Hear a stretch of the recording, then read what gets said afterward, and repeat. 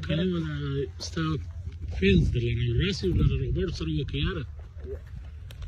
جو زه کابل ورځ راغلم هغه کوچنیان چې 15 سر پې ورکړې ټیټې بیا درکړلې ښه ټیټې پیسې درکړلې ستړی مې شپه ته خالي 15 ورکوې داسې څه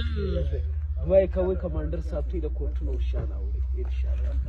خدای کړو هغه ورځ ډېر بد راشنه ولو دا نور کوچنیان د کوم ځای ولا ما چې پیسې ورکولې کلمه دا د ګرینډې سوله راوړې که څه ورته دا کوټونه د چا سوله راوړې یا ښایسته کوټونه راوړل چې کور کلی دی دا مخامخ کور یې دی ته د دې ویډیو ګورې خوند درته کوي پیسې زه لرم چې